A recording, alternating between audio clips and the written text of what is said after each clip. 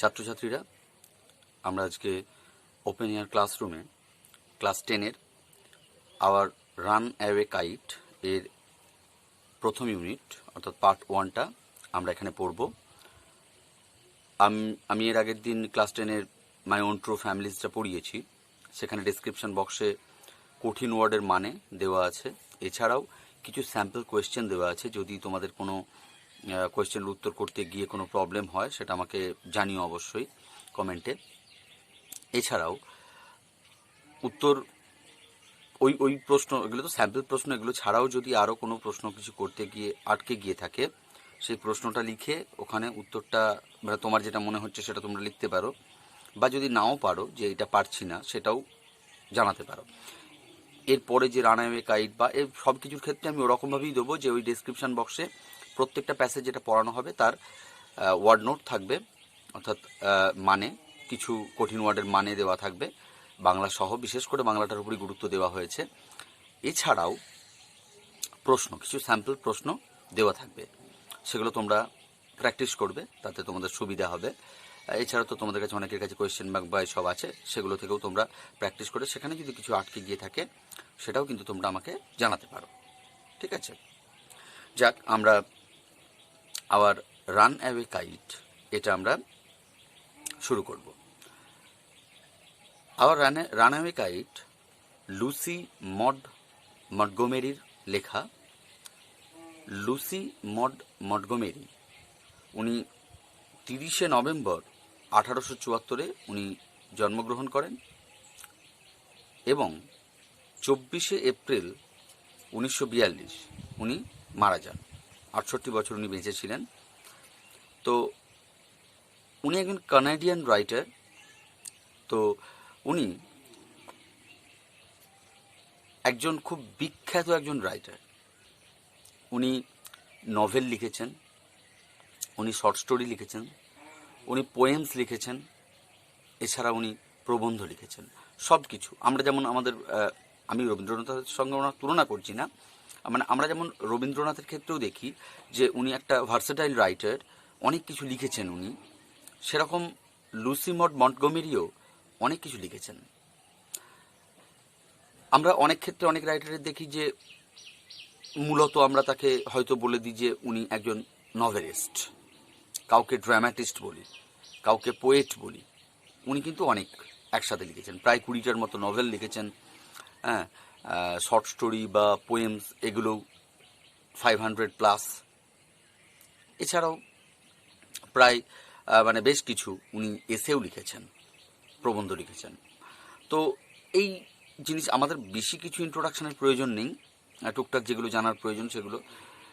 উনি যেইটার জন্য মূলত বেশি বিখ্যাত হয়েছিলেন সেটা হচ্ছে ওনার একটা 1908-এ ওনার series of novels Anne of goblin market দিয়ে শুরু হয়। অ্যানি সার্লে বলে একজন ফিকশনাল ক্যারেক্টার, অরফ্যান একজন, তার ওপর বেশ করে, মানে তিনি ছিলেন সেন্ট্রাল ক্যারেক্টার। তো সেই অ্যানি সার্লের ওপর বেশ করে উনি অনেকগুলো নভেল লিখেছিলেন, অনেকগুলো পরপর, মানে 1908-এ এটা আসার পরেই একদম হিট, একদম প্রচণ্ড ফেমাস হয়ে যান উনি। তারপর থেকে কিন্তু সিকুয়েলস, আমরা যেমন অনেক ফিল্মেরও এখন দেখি সিকুয়েলস 1, 2, 3 পরপর বেরিয়ে আসে, এরকম ওই অ্যানি অফ গ্যাবলিন মার্কেট, তো সরি গ্রিন গ্যাবলস, আমার বলাটা ভুল হচ্ছে, অ্যানি অফ গ্রিন গ্যাবলস, আমার প্রথম দিকে একটু ভুল হয়েছে। তো ওই অ্যানি অফ গ্রিন গ্যাবলস, এটা তোমাদের বইয়েতেও লেখা আছে। ওই অ্যানি সার্লি যে ক্যারেক্টারটা, এটার পরপর আরও বেশ কিছু নভেলে আসে। অ্যানি অফ বলে আরও বহু জায়গার নাম দিয়ে এই উনি এটাকে কন্টিনিউ করেন, অনেকগুলো লেখেন। এছাড়াও আরও অন্যান্য উপন্যাস ওনার রয়েছে। আরেকটা বিষয়, এই লুসি মন্টগোমেরির জীবনে, এখন তো আমরা একটা প্যান্ডেমিকের মধ্য দিয়ে চলেছি, কোভিড-19, করোনা ভাইরাস, এটা একটা প্যান্ডেমিক চলছে। তোমরা এখন রিসেন্টলি লক্ষ্য করেছো বিভিন্ন মিডিয়াতে, এখন নয়, এটা অনেকদিন আগে থেকেই চলছে, কিভাবে প্রায় 100 ইয়ার্স গ্যাপে গ্যাপে একটা করে প্যান্ডেমিক হয়েছে। 17-20, 18-20, 19-20, 20-20, এই যে চারটে, কখনো কলেরা হয়েছে, কখনো স্প্যানিশ ফ্লু হয়েছে, কখনো প্লেগ হয়েছে, এখন তো করোনা ভাইরাস। তো এই যে জিনিসগুলো, এগুলো কিন্তু এসেছে। আমরা যদি ভালো করে একটু লাইফ স্প্যানটা লক্ষ্য করি লুসি মন্টগমেরির, উনি 1874 থেকে 1942, তার মানে এর মধ্যে কিন্তু অ্যাকচুয়ালি ওই স্প্যানিশ ফ্লু জায়গাটা পড়ছে। স্প্যানিশ ফ্লু যেটা হয়েছিল 1918-19 এই সময়ে স্প্যানিশ ফ্লুটা হয়েছিল। মানে আজ আমরা যেটা এখন কোভিড-19 দেখছি, এখানের যে মৃত্যু হার তার থেকে অনেক বেশি মৃত্যু হার ছিল কিন্তু স্প্যানিশ ফ্লুতে। প্রচুর মানুষ মারা গিয়েছিল, প্রচুর মানুষ, ওয়ার্ল্ড ওয়াইড যে প্যান্ডেমিক আমরা বলছি, তো সেই জন্য প্রচুর মানুষ সেখানে মারা গিয়েছিল। আমাদের লুসি মন্টগমেরি প্রথম তো ওয়ার্ল্ড ওয়ার 1, আমরা জানি 1914 থেকে 18 একটা ওয়ার্ল্ড ওয়ার 1 হয়েছিল, সেটা আমরা জানি। সেইটা ওনার জীবনে একটা বড় রকম ইফেক্ট তৈরি করেছিল। এরপর উনি 1918-তে স্প্যানিশ ফ্লু আক্রান্ত হয়েছিলেন। উনিও আক্রান্ত শুধু হয়েছিলেন এটা বলাটা ভুল, উনি প্রায় মারা যাচ্ছিলেন, অলমোস্ট ডাইং। সেখান থেকে উনি 10 দিন উনি টানা বেডরিডেন ছিলেন এবং মৃত্যুর সঙ্গে পাঞ্জা লড়েছেন। তারপরে উনি ফিরে এসেছেন এবং একের পর এক আরও মাস্টারপিস উনি দিয়ে গেছেন। অর্থাৎ পজিটিভ সাইডটা আমি দেখানোর জন্য আরও এখানে বলতে চাইছি যে আমরা কিন্তু মনের দিক থেকে, যেমন লুসি মন্টগমেরির জীবনী যদি তোমরা কেউ পড়ো, দেখতে পাবে অনেক কি বলবো, ওনার জীবনে অনেক কিছু ঘটে গেছে, অনেক রকম ডিপ্রেশনের মধ্য দিয়ে, অনেক রকম অবসেশনের মধ্য দিয়ে ওনাকে যেতে হয়েছে, তারপরেও কিন্তু উনি পজিটিভ ছিলেন। তো সেই যে জায়গাটা, সেটা কিন্তু ওনার জীবনে ছিল। তো সেই যে জিনিস, সেটা কিন্তু আমাদেরকে কিন্তু খেয়াল করতে হবে যে পজিটিভ জায়গাটা কিন্তু আমাদেরকে রাখতে হবে, ওটা কখনো হারালে চলবে না। এটা কিন্তু আমরা লুসি মন্টগমেরির জীবন থেকেও আমরা পেয়ে থাকি যে পজিটিভ হব, আমরা অবশ্যই পজিটিভ হব। তো এই যে বিষয়টা, এটা কিন্তু ওনার জীবনে ছিল। উনি, সেজন্য আমি এখানে একটু বলে দিলাম, এই জায়গাটা জাস্ট একটু হিন্টস দিলাম। এইবার আসি, উনি তো অনেক রকম, যেহেতু উনি একজন বড় রাইটার, মানে বড় বড় মাস্টারপিস তৈরি করেছেন, ওনার জীবনে অনেক মানে খ্যাতিও পেয়েছেন। যেমন আমি বলছি যে ওনার জীবনে অনেক প্রবলেমস গেছে, উনি অনেক ভালো দিকও দেখেছেন। যাই হোক, ভালো মন্দ মিলিয়েই চলেছে, কিন্তু উনি নেগেটিভ জায়গাটা অনেক বেশি ফেস করেছিলেন, সেখান থেকে উনি কিন্তু আশার আলো দেখে এসেছেন সামনের দিকে এগিয়ে। ঠিক আছে, এরপর আমরা আসবো আমাদের আজকের যে গল্প। আমি বলেছি ইন্ট্রোডাকশনটা খুব বেশি বাড়ানো যাবে না। আজকের গল্প আওয়ার রানঅ্যাওয়ে কাইট, এইটার সম্পর্কে আমরা একটু বলবো। আওয়ার রানঅ্যাওয়ে কাইট, এই গল্পটা লুসি মন্টগমেরির লিখেছিলেন, মানে পাবলিশ করেছিল 1903 অক্টোবরে এই গল্পটা পাবলিশ করে। আওয়ার রানঅ্যাওয়ে কাইট একটা খুব সুন্দর গল্প। রান অ্যাওয়ে, কাইট মানে আমরা জানি ঘুড়ি, আমাদের কেটে যাওয়া বা পালিয়ে যাওয়া ঘুড়ি, পলাতক। রান অ্যাওয়ে মানে পলাতক বা কেটে যাওয়া এরকম ঘুড়ি। এই গল্প প্রথম যে টার্মটার কথা আমি বলবো সেটা হচ্ছে রান অ্যাওয়ে, পালিয়ে যাওয়া বা কেটে যাওয়া। এই যে জায়গাটা, একটা কেটে যাওয়া ঘুড়ি কিভাবে একটা কেটে যাওয়া সম্পর্ক, একটা সেপারেশন থেকে, সেখান থেকে আবার সবাইকে ইউনাইট করছে, এই গল্পটা সেটা মূলত। কেটে যাওয়া ঘুড়ির মাধ্যমে কেটে যাওয়া একটা ফ্যামিলি, তারা আবার সবাই একসাথে, মানে রিইউনিয়ন হচ্ছে একটা। অর্থাৎ ঘুড়ি কেটে চলে গেলে যে মনটা খারাপ হয়, যারা ঘুড়ি ওড়ায় তারা জানে, কিন্তু যখন আবার এইটার মাধ্যমে আরও একটা বৃহত্তর জায়গা আমি পেয়ে যাই, বিশেষ করে যেটা আমার অনেক দিন থেকে চাওয়ার ছিল, তখন সেই আক্ষেপটা থাকে না। তাই কখনো কখনো সেই আমরা যেমন অ্যাড দেখি, দাগ লাগনে সে আগার কুছ আচ্ছা হতা হ্যায় তো দাগ আচ্ছা হ্যায়, সেরকম ঘুড়ি কেটে গেলে যদি কিছু ভালো হয় তাহলে ঘুড়ি কেটে যাওয়া ভালো। তো এখানে সেই জায়গাটা কিন্তু বলা আছে। এছাড়াও রিলেশনশিপের একটা গুরুত্ব কিন্তু এখানে দেখানো হয়েছে। রিলেশনশিপ, এটার যে কত বড় একটা গুরুত্ব আছে জীবনে, সেটা কিন্তু দেখানো আছে, রিলেশনশিপের গুরুত্ব। ঠিক আছে, তো সেই সম্পর্কের যে গুরুত্ব, সেই গুরুত্ব এখানে দেখানো হয়েছে। মানে আজকের পৃথিবীতে যেখানে খণ্ডিত ভাগ হয়ে যাওয়া যে ফ্যামিলি, সেই ফ্যামিলিতে একটা ইউনাইটেড ফ্যামিলির যে কত বড় গুরুত্ব হতে পারে সেইটা কিন্তু এই গল্পের মধ্যে দেখানো হয়েছে।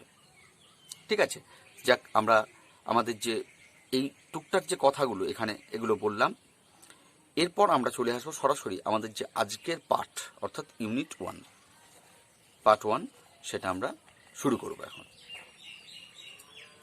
মনোযোগ দিয়ে শুনবে, কোনো প্রশ্ন থাকলে অবশ্যই করবে।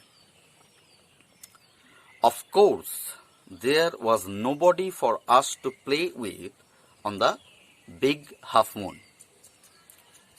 Of course, অবশ্যই, there was nobody for us, আমাদের কেউ ছিল না, টু প্লে উইথ, খেলার মতো, আমরা যাদের খেলবো এরকম কোনো কেউ আমাদের সাথে ছিল না। On the big half moon, big half মুনে, বিগ হাফ মুনের কোনো মানে বলার দরকার নেই, এটা জায়গা, একটা দ্বীপ।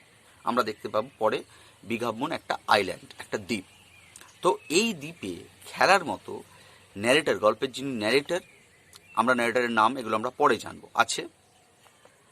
তো সেই ন্যারেটর বলছেন আমাদের সাথে খেলার মতো কেউ ছিল না বিগ হাফ মুনে। আমাদেরকে সেটাও পরে আছে, খেলার মতো আমাদের কেউ ছিল না। এখানে একটা ব্যাপার আছে, দেখো, of course there was nobody for us, মানে এটা একটা জোর দেওয়া হচ্ছে তাদের যে লোনলিনেস, তাদের যে একাকিত্ব, বা তারা যে উইদাউট এনি ফ্যামিলি আছে, এইটার যে একটা কষ্ট ভিতরে আছে, সেটা কিন্তু প্রথমেই বুঝিয়ে দেওয়া হলো। এইটা প্রথমে বুঝিয়ে দেওয়ার একটা বড় কারণ যেটা আছে, সেটা হচ্ছে যে আমরা তবেই একমাত্র এই গুরুত্বটা বুঝতে পারবো। আমরা এই গুরুত্বটা তবেই একমাত্র বুঝতে পারবো যে ফ্যামিলির অ্যাকচুয়াল প্রয়োজনীয়তা বা অ্যাকচুয়াল গুরুত্বটা কতটা। সেই জন্য তাহলে বলছে বিগ হাফ মুনে আমাদের সাথে খেলার মতো কেউ ছিল না। We just had to make the most of each other and we did. We just had to make the most of each other. Make the most of each other, এটা হচ্ছে একটা ফ্রেজ, একটা phrase. Make the most of, এটা হচ্ছে একটা phrase. এটার মানে হচ্ছে টু ইউটিলাইজ দ্য চান্স, সুযোগের সদ্ব্যবহার করা। আর একটা যেটা হয়, to happy with, to happy as much as possible with what you have, অর্থাৎ তোমার যেটা আছে সেটা দিয়ে যতটা সম্ভব খুশি হওয়া। সেজন্য ওনারা এখানে কি বলছেন যে we just had to make the most of each other, আমাদেরকে একে অপরের সুযোগটা, মানে একে অপরের যে সঙ্গটা, সেইটারই আমাদেরকে তাতেই খুশি থাকতে হতো। অ্যান্ড উই ডিড, এবং আমরা থাকতাম, আমরা তাই করতাম। ওই একে অপরের সম্পর্কে আমরা কিন্তু, মানে একে অপরের সাথে আমরা খুশিই থাকতাম। We live on the big half moon island, এই যে আইল্যান্ড, উই লিভ, আমরা বাস করি। দেখো, প্রথম প্যারাতে কিন্তু পাস্ট টেন্স দেওয়া হয়েছে, দ্বিতীয় প্যারাতে আমরা দেখতে পাচ্ছি এখন শুরুতেই প্রেজেন্ট টেন্স আছে। অর্থাৎ উনি প্রথম যেটা বলেছেন ওইটা কিন্তু আগের ঘটনা, এখন উনি বর্তমান ওনার যে পজিশন সেটা ডিসক্রাইব করছেন। উই লিভ, আমরা বাস করি on the big half moon island, big half moon দ্বীপে আমরা বাস করি। We are father and Claude and I and aunt Esther and Mimi and Dick. আমরা কারা, আমরা কে কে আছি এখন এখানে? আমরা হলাম, উই আর, আমরা হলাম, উইটা দেখো সিঙ্গেল কোটের মধ্যে, মানে আমরা কে কে। উইটা বলতে আমি কাদেরকে বোঝাচ্ছি?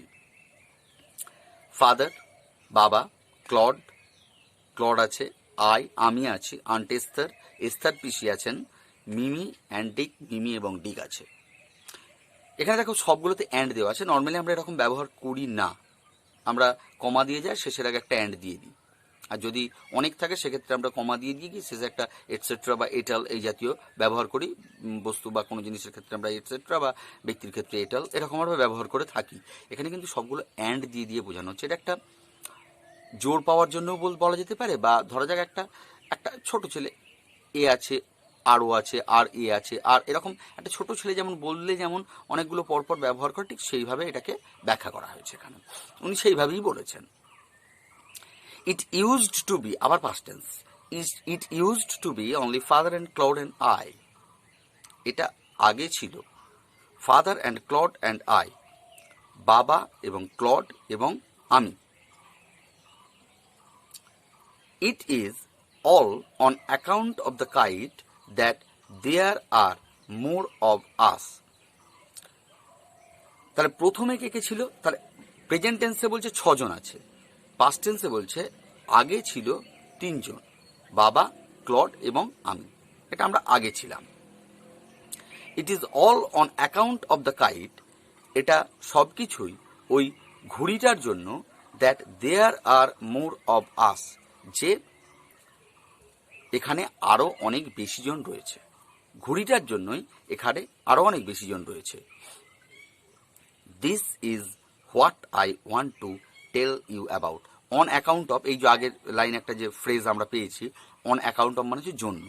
ঘুড়িটার জন্যই আমরা আরো বেশি জন এখানে আছি এখন, মানে ওই 3 থেকে 6 জন হয়েছে। দিস ইজ হোয়াট, এটাই হলো সেই জিনিসটা, I want to tell you about, যে ব্যাপারে আমি তোমাদেরকে বলতে চাই।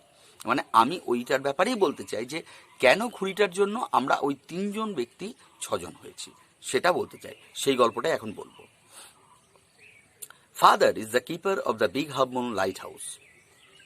ফাদার ইজ দ্য কিপার, বাবা হলেন প্রহরী বা রক্ষক, of the big half moon lighthouse. Big half মুনের যে বাতিঘর, সেই বাতিঘরের বাবা হলেন প্রহরী, রক্ষাকর্তা। উনি ওটাকে রক্ষা করেন, মানে দেখাশোনা করেন ওইটা। লাইট হাউস, বাতিঘর বা আলোক স্তম্ভ।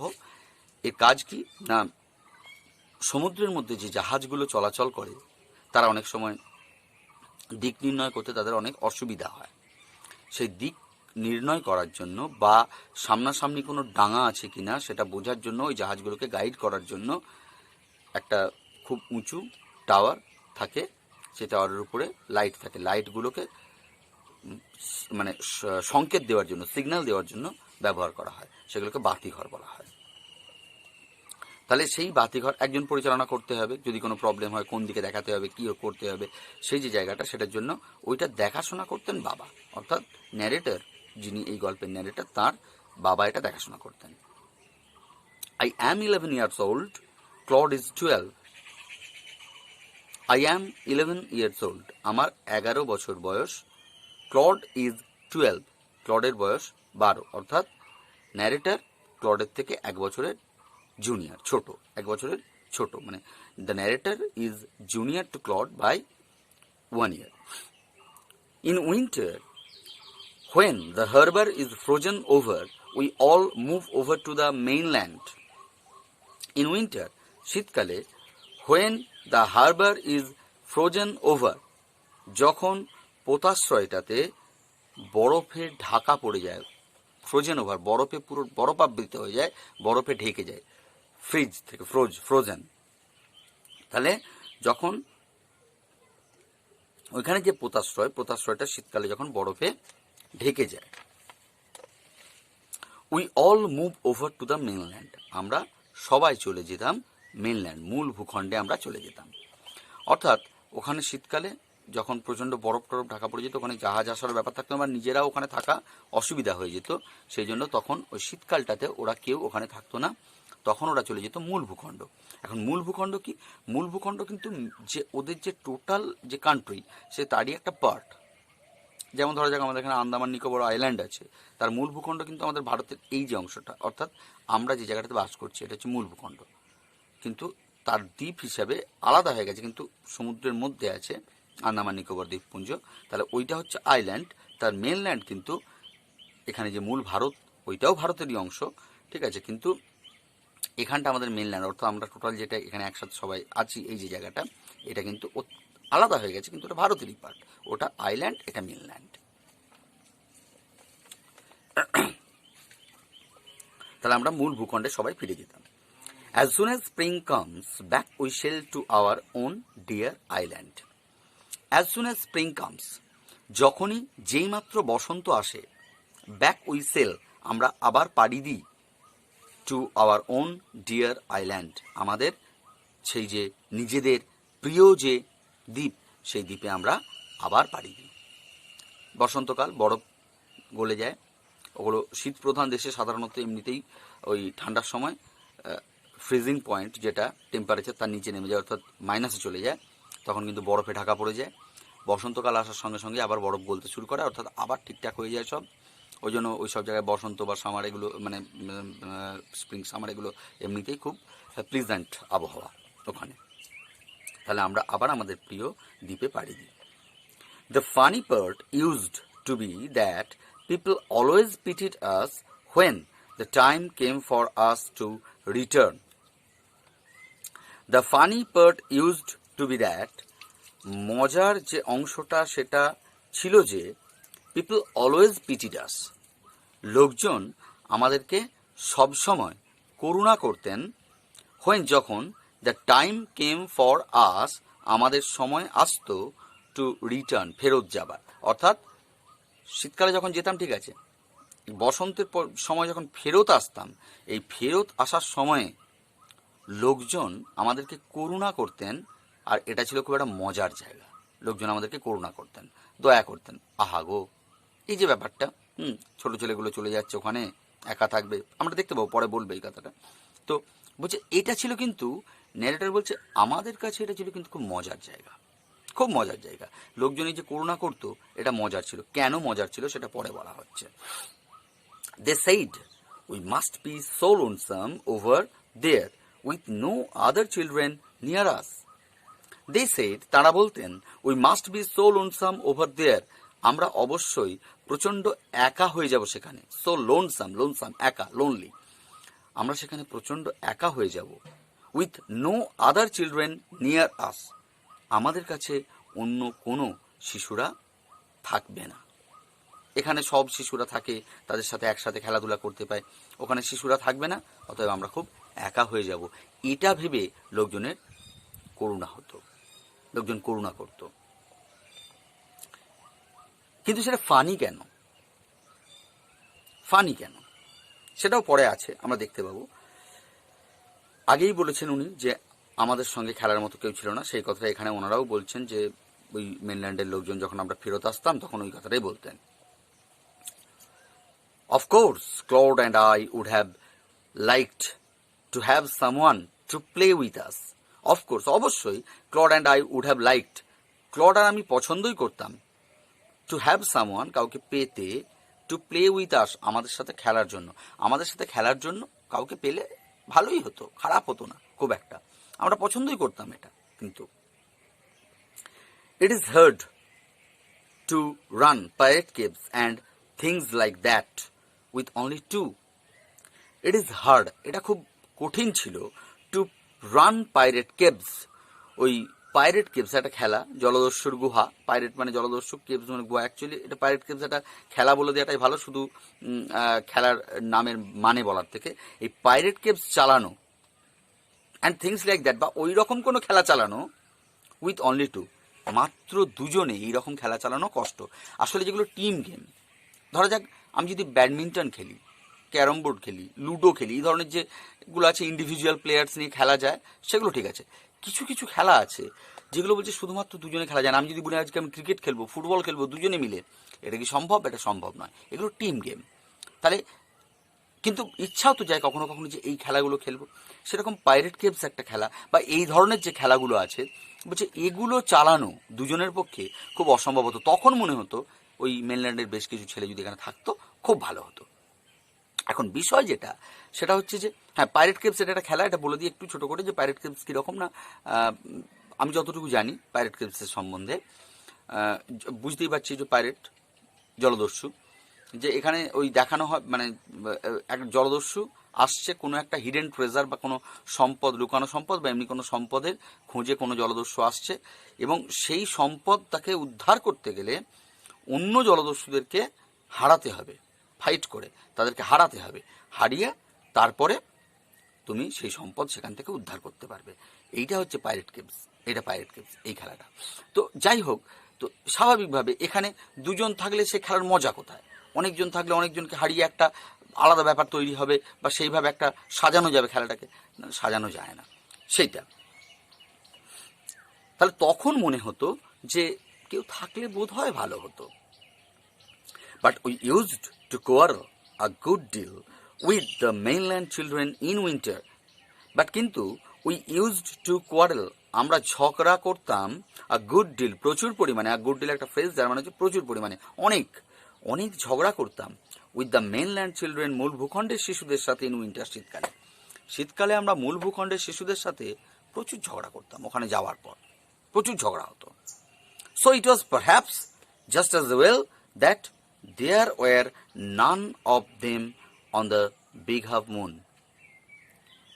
তাই ন্যারেটর বলছেন, সো তাই ইট ওয়াজ পারহ্যাপস, এটা সম্ভবত, জাস্ট অ্যাজ ওয়েল, ওই ঠিকই আছে, দ্যাট যে there were none of them, ওরা কেউ নেই, on the big half moon, big half মুনে ওরা যে কেউ নেই, এটা সম্ভবত ভালোই হয়েছে। Narrator is not sure about that fact. এই বিষয়টা সম্বন্ধে কিন্তু ন্যারেটর শিওর নন, তাই উনি পারহ্যাপস বলছেন যে এটা সম্ভবত ঠিকই আছে যে ওরা কেউ এখানে নেই। সম্ভবত এই জন্য বলছেন, তার কারণ এখানে থাকলে হয়তো সব ঠিকও হতো, বা এরকম গন্ডগোল করে আরও ভালোও হতে পারতো হয়তো ব্যাপারটা। হয়তো একসাথে সবসময় থাকলে এতটা গন্ডগোল হতো না, কিংবা গন্ডগোল হলেও তার মধ্যে একটা আলাদা চাম থাকতো। উনি ওই জন্য পুরো ব্যাপারটাতে নিশ্চিত নন বলে পারহ্যাপস কথাটা ব্যবহার করেছেন। তাই সম্ভবত এটা ঠিকই আছে যে এখানে অন্যরা আর কেউ নেই, মানে ওদের কেউ, ওই মূল ভূখণ্ডের শিশুদের আর কেউ নেই এখানে, এটা সম্ভবত ভালোই হয়েছে। Claude and I never quarrelled. Claude and I, Claude এবং আমি, নেভার কোয়ারেল, আমরা কোনোদিন ঝগড়া করিনি। অর্থাৎ আমরা ওই যে প্রথমেই বলে দিচ্ছেন, make the most of each other, আমাদেরকে নিজেদের নিয়ে যতটা সম্ভব খুশি থাকতে হতো, যতটা সম্ভব আমরা খুশি থাকতে হতো আমাদেরকে, এবং আমরা তাই থাকতাম। অর্থাৎ ওই জন্য ওরা কোনোদিন কিন্তু ঝগড়া করতো না। আর একটা কারণ হতে পারে, উইন্টারে যাচ্ছে যেই ছেলেগুলোর সঙ্গে কোনোদিনের কোনো পরিচিতি নেই, হঠাৎ মানে অনেক দিন দেখা নেই, উইন্টারে একবার যে শুধুমাত্র একবার তাদের সঙ্গে একটু খেলাধুলা করা, এইসব, সেক্ষেত্রে অনেক সময় কি হয়, তাদের সঙ্গে ম্যাচ করা খুব কষ্ট হয়, সেই জন্যই হয়তো ঝগড়াটা বেশি হতো। কিন্তু ক্লড এবং আমি, যেহেতু আমাদের নিজেদের ছাড়া আর কোনো উপায় ছিল না, তাই আমরা কিন্তু নিজেদেরকে নিয়ে খুশিই থাকতাম, আমরা কোনোদিন ঝগড়া করতাম না।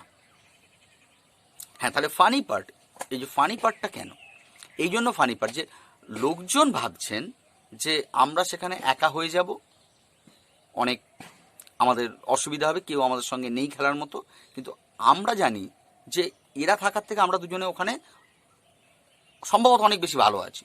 তাই ওদের এই করুণাটা, ওদের মধ্যে মানে লোকজনের করুণাটা এই ক্লড এবং ন্যারেটরের মধ্যে একটা মজা তৈরি করত, যে আমরা কিন্তু এরকম ভাবছি না, লোকজনই ভাবছে, এই জন্য এটা ফানি পার্ট বলা হচ্ছে। To be sure, father didn't seem to have any relations except us. To be sure, নিশ্চিত করে বলতে গেলে, father didn't seem to have any relations. বাবার মনে হয়নি যে কোনো আত্মীয় বা জ্ঞাতি, রিলেশনস মানে আত্মীয় বা জ্ঞাতি আছে বা ছিল, এক্সেপ্ট আস, আমাদের ছাড়া, আমরা ছাড়া বাবার মনে হয় কোনো আত্মীয় ছিল না কোনো, আমরাই যা relations. This used to puzzle Claude and me. This used to puzzle, এটা হতভম্ব করতো, অবাক করে দিত ক্লডকে এবং আমাকে। কেন, সেটাও দেয়া আছে পরে। কেন অবাক করতো যে কেউ নেই, আত্মীয় বন্ধু বান্ধব। Everybody on the mainland had relations. Everybody on the mainland, মূল ভূখণ্ডের প্রত্যেকেরই হ্যাড রিলেশনস, আত্মীয় আছে, কারো না কারোর সাথে কোনো সম্পর্ক আছে, অনেক রকম সম্পর্ক। শুধু এই আমাদের এখানে যেমন বাবা, আমি আর ক্লড, সেরকম তো নয়, ওখানে অনেক রকম আছে সম্পর্ক, একে অপরের সাথে আত্মীয় আছে, জ্ঞাতি আছে, বন্ধু বান্ধব আছে। তাহলে আমাদের কেন নেই, এইটাই অবাক করে দিত। হোয়াই হ্যাডেন্ট উই, এই যে আমাদের কেন কোনো আত্মীয় নেই।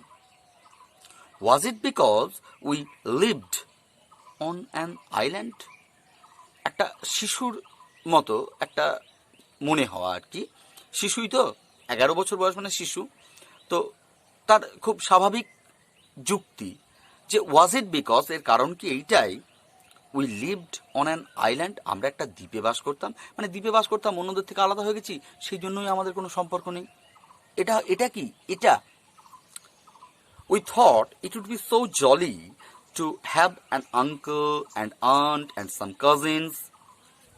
উই থট, আমরা ভাবতাম, it would be so jolly, এটা কত ভালোই না হতো, কত মজার হতো, টু হ্যাভ, জলি মানে মজার, বেশ কত খুশি হতো ব্যাপারটা নিয়ে ওরা, টু হ্যাভ অ্যান আঙ্কেল, যদি একটা কাকু থাকতো, অ্যান আন্ট, যদি কোনো কাকিমা থাকতো। এখানে আঙ্কেল আন্ট মানে কাকু কাকিমা অনেক কিছু হতে পারে। আঙ্কেল তো আমরা আমাদের অর্থে কাকু কাকিমা এরকম বলি, পিসি পিসি মশাই, মাসি মেস মশাই, অনেক কিছু হতে পারে এগুলো। যদিও ম্যাটার্নাল বাই সমান কিছু যোগ করা হয়, কিন্তু আমরা নর্মালি আঙ্কেল আন্ট এই অর্থেই আমরা বলে থাকি, সবাইকে আঙ্কেল আন্টের পর্যায়ে ফেলি। কিন্তু আমরা বাঙালিরা মূলত কাকু কাকিমা এগুলো বলি। আমরা কাকু কাকিমা অর্থেই বলছি যে কোনো কাকু যদি থাকতো, কাকিমা যদি থাকতো, অ্যান্ড সাম কাজিনস, এবং কিছু খুড়তুতো ভাই বোন এইসব যদি থাকতো, এগুলো কত ভালো হতো, এটা মাঝে মাঝে ভাবতাম। Once we asked father about it, but he looked so sorrowful that we wished we hadn't. Once we asked father, আমরা একবার বাবাকে জিজ্ঞাসা করেছিলাম অ্যাবাউট ইট, এ ব্যাপারে, অর্থাৎ এই যে আমাদের কেন নেই কোনো সম্পর্ক, এ ব্যাপারে একবার বাবাকে আমরা জিজ্ঞাসা করেছিলাম। বাট কিন্তু হি লুকড সো সরোফুল, তিনি এত বিষণ্ণ হয়েছিলেন, এত দুঃখ পেয়েছিলেন, দ্যাট যে উই উইশড, আমাদের মনে হয়েছিল, উই হ্যাডেন্ট, আমরা জিজ্ঞাসা না করলেই ভালো করতাম। জিজ্ঞাসা করে বাবাকে কষ্ট দিয়ে ফেললাম, জিজ্ঞাসা বোধহয় না করলেই ভালো করতাম। He said it was all his fault. এখানে একটা আবার ছোট করে সাসপেন্স তৈরি হয়ে গেল, একটা মিস্ট্রি তৈরি হয়ে গেল। হি সেড, তিনি বলতেন বা বলেছিলেন, ইট ওয়াজ অল হিজ ফল্ট, এটা সব তার ত্রুটি, তার দোষ। অল হিজ ফল্ট, তার দোষ, ফল্ট দোষ। কেন? ন্যারেটরও জানতে পারছেন না, আমরাও জানতে পারছি না এখন, এটা একটা mystery. Claude and I didn't understand what he meant. Claude and I, Claude এবং আমি, ডিডেন্ট আন্ডারস্ট্যান্ড, বুঝতে পারিনি, হোয়াট হি মেন্ট, তিনি কি বলতে চাইছেন, তিনি কি বোঝাতে চাইছেন, সেটা কিন্তু ক্লড বা আমরা কেউই বুঝতে পারিনি। আমরাও বুঝতে পারলাম না, তার জন্য আমাদেরকে পরের পার্টে অপেক্ষা করতে হবে আরও। প্রথম ইউনিট আমরা এখানে শেষ করলাম। তোমরা দেখবে ইউনিটের শেষে তোমাদের কিছু অ্যাক্টিভিটিস দেওয়া আছে, 3টে করে অ্যাক্টিভিটিস থাকছে নর্মাল ইউনিটগুলো, তারপরের দিকে আরও বেশি থাকছে, শেষ ইউনিটের শেষে আরও বেশি থাকে, গ্রামাটিক্যাল ইউজ বা সবগুলো থাকে। তো যেটা বিষয় সেটা হচ্ছে যে তোমরা এই যে তোমাদের যে টেক্সচুয়াল মানে টেক্সট বুকে যে অ্যাক্টিভিটিসগুলো আছে, এইগুলোরও যদি কিছু আটকায় সেগুলোও জানতে পারে, যে কোনো জিনিস জানতে পারে। আমি তো প্রশ্ন দেবোই, ডেসক্রিপশনে থাকবে এই প্যাসেজটার ওপর ওয়ার্ড নোট এবং প্রশ্ন আমি দিয়ে দেবো, সেগুলোও প্র্যাকটিস করবে, তার কোনো অসুবিধা, যে কোনো জায়গার এই প্যাসেজ সম্পর্কে যা কিছু অসুবিধা সব এই জায়গারই কমেন্ট বক্সে তোমরা করবে। আমি সেগুলো যথাসম্ভব সলভ করে দেওয়ার চেষ্টা করব। ভালো করে প্যাসেজটা পড়বে। ওকে।